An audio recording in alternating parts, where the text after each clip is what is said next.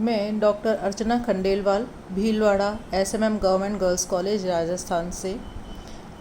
आज मेरा जो टॉपिक है प्रोटोजोआ का आर्थिक महत्व, economic importance of protozoa. As you know, protozoa means first animals जो कि यूनिसेलुलर होते हैं, यूकैरियोट्स होते हैं। लेड मुलर ने 1760 में इनको इन्फोसूरिया नाम दिया। गोल्डफेस्ट ने 1888 में इनको प्रोटोजोआ नाम दिया था। प्रोटोजोआ माइक्रोस्कोपिक होते हैं, फ्रेश वाटर होते हैं, मैराइन वाटर भी हो सकते हैं एंड डैम्प सॉइल के अंदर ये पाए जाते हैं।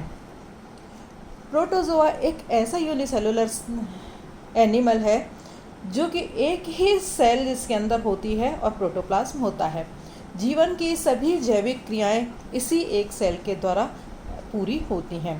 प्रोटोजोआ कॉलोनियल भी हो सकते हैं, सॉलिटेरी भी हो सकते हैं, ये सभी जगह पर पाए जाते हैं। स्वभाव से ये सहभोजी हो सकते हैं, परजीवी हो सकते हैं, पैरासाइट्स हो सकते हैं, सिम्बायोटिक हो सकते हैं।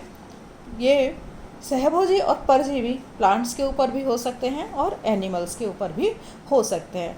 मानव अक्सर इनसे प्रभावित होता है। इनमें से कुछ प्रोटोजोआ लाभकारी होते हैं और कुछ प्रोटोजोआ हानिकारक होते हैं। जो प्रोटोजोआ लाभकारी होते हैं मानव के लिए, उनको लाभकारी प्रोटोजोआ, और जो हानिकारक होते हैं उनको हानिकारक प्रोटोजोआ के नाम से जाना जाता है। प्रोटोजोआ से जो डोमेस्टिक एनिमल्स हैं वो भी प्रभावित होते हैं। तो इकोनॉमिक इम्पोर्टेंस की दृष्टि से प्रोटोजोआ दो तरह के होते हैं, बेनिफिशियल प्रोटोजोआ और हार्मफुल प्रोटोजोआ। बेनिफिशियल प्रोटोजोआ में आज मैं केवल बेनिफिशियल प्रोटोजोआ बताऊंगी इस वीडियो के अंदर। सबसे पहला है beneficial protozoa helpful in sanitation, स्वच्छता में सहायक होते हैं।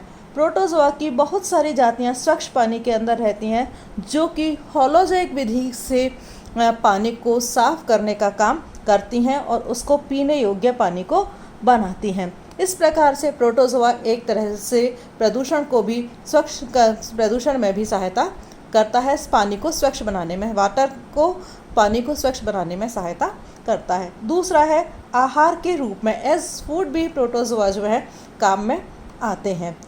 स्वच्छ व समुद्री जल में अनेक प्रोटोजोआ रहते हैं। वो तैरते हुए अनेक जंतुओं, लार्वा आदि का भोजन बनते हैं, जैसे कि क्रस्टेशियन लार्वा का, फिशेस का, मॉलस्क का, इन सब का ये भोजन बनते हैं। और इनडायरेक्टली ये फिर मनुष्य के रूप में भी पहुंच जाते हैं, मनुष्य के पास में भी पहुंच जाते हैं, क्योंकि मनुष्य मॉलस्क, फिशेस वगैरह को खाता है, प्रॉन्स को खाता है, जिससे ये ह्यूमन बींग्स के पास में भी पहुंच जाते हैं। तो इस तरह से फूड भी में भी जो प्रोटोजोआ है वो एज ए फूड भी हेल्पफुल होता है। तीसरा है सहजीवी प्रोटोजोआ या कॉमन सेलिज्म प्रोटोजोआ। ये प्रोटोजोआ वो प्रोटोजोआ होते हैं जो किसी एनिमल के शरीर के ऊपर अथवा बाहर होते हैं। इनकी आपस की रिलेशनशिप से दोनों को फ़ायदा होता है। ये दो तरह के हो सकते हैं, एक्टो कॉमन सेल प्रोटोजोआ जैसे कि सीलिएट्स हैं एंड सक्टोरिया हैं, जो कि मॉलस्क बॉडी और आर्थ्रोपोडियंस बॉडी के ऊपर पाए जाते हैं। इसी तरह से एंडो कॉमन सेलम प्रोटोजोआ जो कि ट्राइकोनोमास हैं, जियार्डिया हैं, ये एलिमेंट्री कैनाल में पाए जाते हैं मनुष्य की। इसी तरह से एंट अमीबा कोलाई, ये भी मनुष्य की आंत के अंदर पाया जाता है, कॉलन में खास तौर से ये पाया जाता है। सिम्बायोटिक प्रोटोजोआ सहजीवी प्रोटोजोआ जैसे कि ट्राइकोलिम्फा है, कोलोनिम्फा है, ये सहजीवी प्रोटोजोआ हैं। तो ये अलग अलग तरीके से मनुष्य को फ़ायदा पहुंचाने का काम करते हैं। नेक्स्ट जो पॉइंट है वो है ओसेनिक ooze या फॉसिल्स प्रोटोजोआ।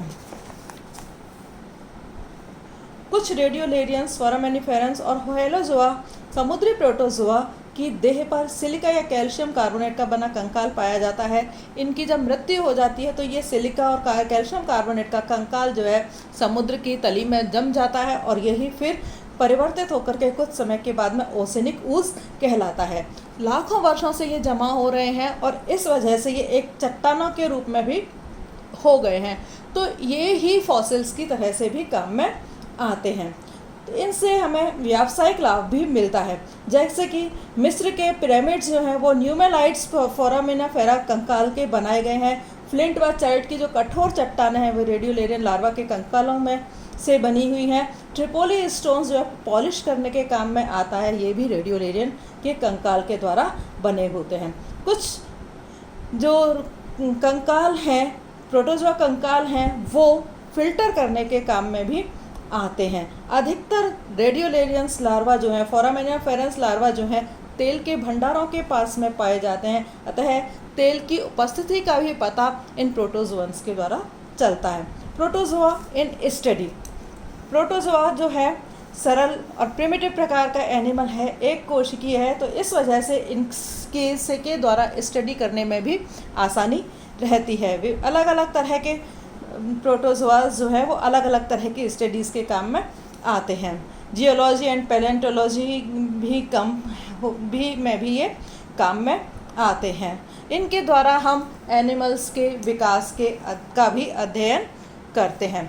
इंसेक्ट कंट्रोल करने में भी प्रोटोजोआ जो हैं वो काम में आते हैं। कुछ प्रोटोजोआ अनेक कीटों की देह में परजीवी के रूप में पाए जाते हैं और वो इन्हें हानि पहुंचाकर इनकी संख्या को नियंत्रित करने का काम करते हैं। तो इस तरह से प्रोटोजोआ हमारे लिए काफ़ी यूज़फुल होता है। Thank you.